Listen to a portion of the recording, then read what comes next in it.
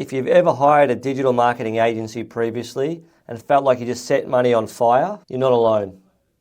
Most e-commerce brands I speak to have been previously absolutely burnt, in their words, because agencies focus on the wrong things, lock them into expensive contracts, don't know what they're doing, are generalists, not specialists, and ultimately just piss away the opportunity, the money, and your cash. But why does this keep happening? And how can you avoid being the next victim? In this video, I'm exposing the real reasons digital marketing agencies fail you. Agencies want security, and they want to know that you're on board for a set period of time. I get that. I run an agency. I understand it. It allows them to bring on more staff, work on longer term strategies without you leaving. That is why they lock you into a contract. And for SEO, it does take time. So it's a waste of everybody's time if you go 3 months and then stop. However, please do not get involved with long-term contracts. 90 days, 120 days, even 6 months is okay. Anything more than that, you've got no idea how these guys operate once you're signed in. Please do not lock yourself into a long-term contract. What's in it for you as a business owner when it comes to long-term contracts? Well, the only advantage that I can think of, that I assume, would be that you get a better price. Let's see how that plays out between agency and e-commerce founder. Let's say your SEO retainer is $4,000 a month and they say, you know what, we understand that locking contract scares you a little bit. We'll give you a 15% discount on that price if you lock into a 12-month or 24-month contract. Now, they might not give away 15%. Let's say they say 10%, whatever it is. But let's just pick 15, which then brings the monthly billables down to $3,400 plus GST per month. You think, great, got myself a deal. Yeah, I have to lock into a contract, but I brought down my monthly billables. But what you've now done is put your campaign at a disadvantage. No agency will give you $4,000 of SEO hours for $3,400. They just won't do it. They'll give you $3,400 if you're lucky. So you haven't got a great deal at all. You've actually got the opposite. You've got a worse deal. Please avoid long-term contracts. Secondly, the sell. Are the people working on your campaign the actual specialists themselves involved in the meetings? If not, you could be getting sold a bit of a pipe dream. Salespeople sell and they all have targets. They chase leads and their actual job is to sign you up. They're vital for growing agencies. And personally, I have no issue with the profession of sales. We're all in sales. The issue I have is if you cannot get in front of the people that are doing the technical work on your campaign before you sign on to that contract or that initial piece of work. That's another red flag for me. All the elite specialist agencies that I work with or that I interview on my podcast or that I use myself through Remarkable Digital and our staff, we ensure that you are speaking directly with the person who is going to be working on your account. Not a middle manager, not a junior sales executive, not an account executive, the actual senior people that are working day in, day out on your business. That is vital. The sell also includes overly optimistic traffic projections, conversion rates. Just because an agency says they can get you 10 times ROAS or X number of return on investment dollars doesn't mean they actually can. This is just one area that they can sell a dream, secure the client, and then see how close they can get to it. I would take any traffic projections with a grain of salt, especially if it's too good to be true. So I wouldn't factor in who projects you to get the highest amount of sales in terms of who you go with from an agency partner viewpoint. Specialization. The digital marketing landscape has changed so much over the last 10 years, but especially over the last 5 years. There's so much speciality now that goes into each and every channel and so much things constantly changing. It's almost impossible to keep up with for the generalist marketing agencies. When you go with a specialist, they have all of their systems, all of their staff, all of their processes all geared towards one service and executing that with the most detail and the highest level of specificity, working just on that one channel for all of their clients. Generalists or full service agencies struggle because their people and account executives are getting pulled in a number of different directions. 1 minute they're talking about meta creative, next one they're talking about open rates for email, next minute they're talking about Shopify development. They're getting pulled in each and every direction. There's no specialization. This is why the specialist will absolutely destroy, performance-wise, any generalist marketing agency.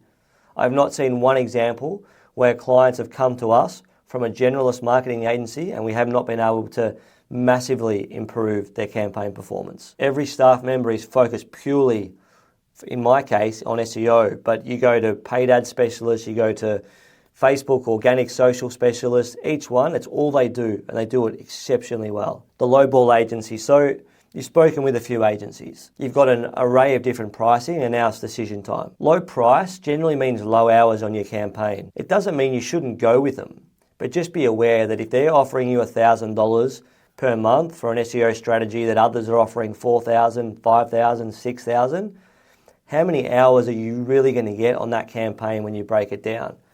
$1,000 probably lends itself between 5, 8, maybe 10 hours at max. That might not be enough in your niche or category to get a result. Therefore, $1,000 is doing absolutely nothing for you, and you're better off not doing it at all. Maybe the low price means that all of their staff are offshore. Again, not a bad thing, but you need to know that up front. Is the quality going to be as good if the copywriting and everything's done by an Australian copywriter who understands the Australian language and the Australian market, the Australian psyche? Or are you better off going to that $1,000 a month agency and having all the offshore people do it, and maybe they do a pretty good job?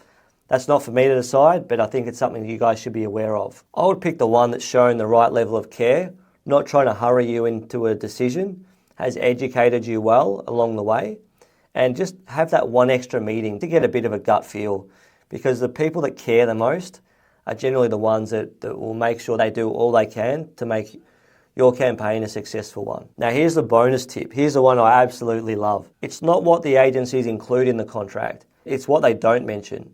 It's what they don't include. That's where you need to be wary. In fact, I'm more than happy to look over any contract. If you've got a proposal, if you're currently sitting on a few proposals, send them through to me. Jump on Remarkable Digital, send through the proposal. I can go through and show you exactly what's included, what's not included, and some of the questions you should be asking, or some things to consider before you sign with them. Love to help you on that journey. I seen a contract the other day by one of the bigger national marketing agencies here in Australia. It had 4 tiers of packages, and only at their very most expensive pricing package, which is the enterprise level SEO at $10,000 per month, did they include a senior SEO consultant. The other 3 packages between 3K and 7K had no senior SEO consultant mentioned in the deliverables. Now, you probably wouldn't pick that up unless you've seen a lot of proposals. But you imagine spending $5,000 or $7,000 with this agency and having a junior or a midweight work on your campaign. You're spending 5K to 7K and you're not getting a senior SEO consultant. In the proposal, it doesn't say you get a junior. It just doesn't say it at all.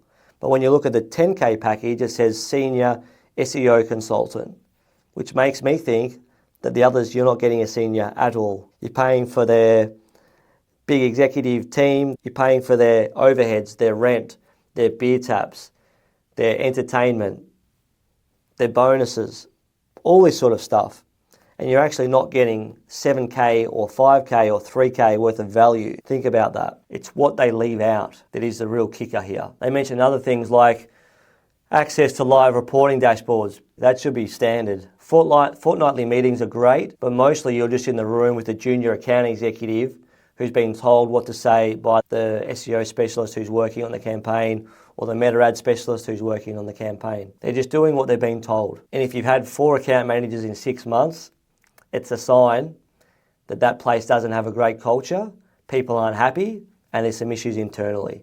That's why there's a huge shift going on right now from bigger agencies to smaller, more boutique specialists. So what's the summary? No lock-in contracts. Please don't lock in a contract any longer than 6 months if you have to.